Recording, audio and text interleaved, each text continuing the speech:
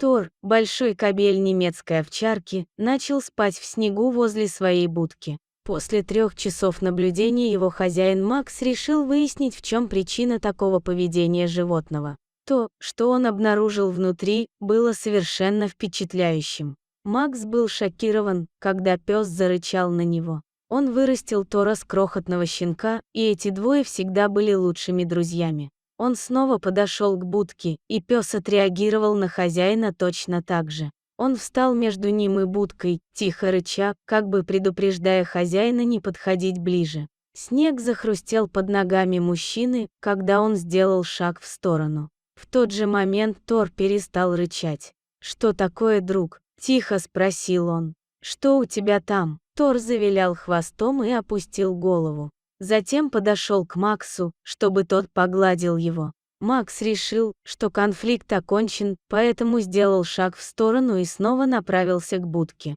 Но Тор снова встал перед ним и принял угрожающую позу. Макс понял, что лучше оставить пса в покое, так как то, что было в будке, явно важно для Тора. Все началось летом предыдущего года. Мужчина, увлекавшийся плотницким делом, построил великолепную будку для пса. У нее был большой навес и достаточно много места внутри, чтобы укрыть собаку от снега, который, как ожидал Макс, начнет идти в первых числах декабря. Так оно и произошло. 3 декабря температура резко упала, и выпал первый снег. Тор инстинктивно понял, что сооружение, построенное Максом, предназначалось для него и в считанные минуты превратил его в свою личную крепость. В тот вечер хозяин заглянул в щелку между шторами в своей спальне и увидел, что Тор лежал на крыльце своего дома, положив голову на передние лапы, как будто он был на страже. Уже около 2 часов шел легкий снег, и Макс решил еще раз проверить собаку.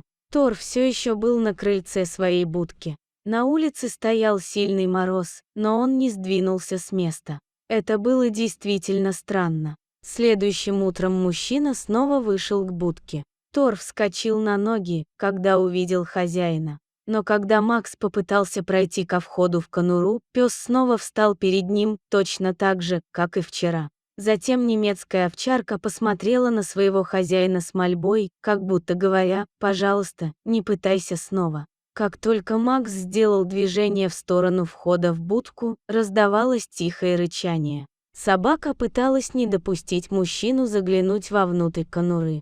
Хозяин был озадачен. Он понятия не имел, что и думать о странном поведении Тора, но затем он придумал план. Он быстро пошел к двери на кухню. Оказавшись внутри, он взял кусок мяса из холодильника и начал нарезать его на мелкие кусочки. Это было любимое лакомство Тора. Пес не сможет устоять перед миской мелко нарезанного мяса. В этом Макс был уверен. Единственная сложность заключалась в том, чтобы убедить Тора прийти на кухню. С миской в руке Макс вышел на улицу и подошел к будке. Как и раньше, Тор подпрыгнул, чтобы поприветствовать его. Хозяин сел на корточки и поиграл с собакой. Затем он достал миску из-за спины и дал Тору понюхать.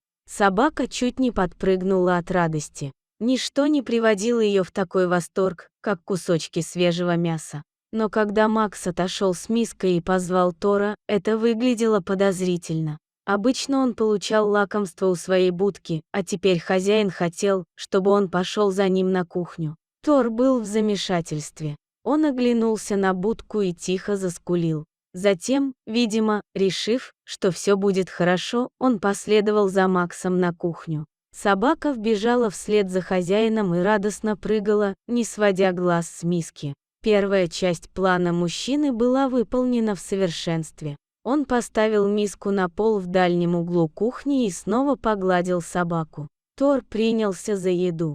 Он не пытался съесть все мясо сразу, как сделали бы большинство других собак. Вместо этого он, казалось, наслаждался каждым кусочком. А теперь настала пора для второй части его плана. Макс медленно поднялся. Он шел спиной к двери, не спуская глаз с собаки. Тор не обращал на него никакого внимания.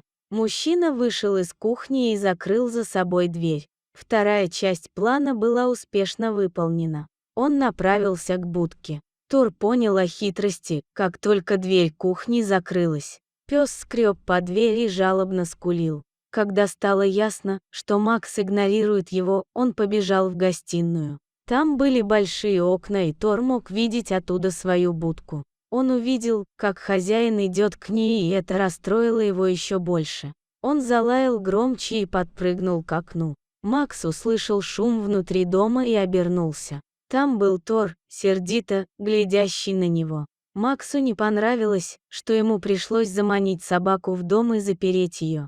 Это казалось предательством по отношению к лучшему другу, как будто это как-то разрушит доверие, которое установилось между ними с тех пор, как Тор был щенком. Но ему просто необходимо было увидеть, что же Тор охранял внутри своей будки. Когда он добрался до конуры, Тор пришел в ярость. На несколько секунд Макс был уверен, что Тор разобьет стекло и выскочит через окно гостиной. Гнев собаки, казалось, рос по мере приближения мужчины ко входу в будку. Макс опустился на колени и заглянул внутрь. Теперь он был совершенно беззащитен, потому что его голова и руки не могли одновременно пролезть через отверстие. Но любопытство взяло верх.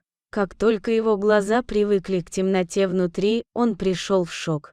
Внутри был енот. На мгновение Макс растерялся. В обычной ситуации енот должен был бы просто сбежать, но этот стоял на своем. Точно так же, как Тор. Он что-то защищал. Затем Макс увидел это. Сначала он заметил только одного детеныша енота, затем увидел остальных. В общем, он насчитал 6 малышей. Мужчина сразу понял, что матери-еноту нужно было безопасное место, чтобы родить, когда пошел ранний снег. И будучи джентльменом, Тор пожертвовал своим домом ради нее, а затем стал охранять. Макс не мог не улыбнуться, поняв, что Тор, верный и добрый пес, принес огромную жертву ради матери-енота и ее детенышей. Он поделился своим пространством и стал их защитником, даже против своего хозяина.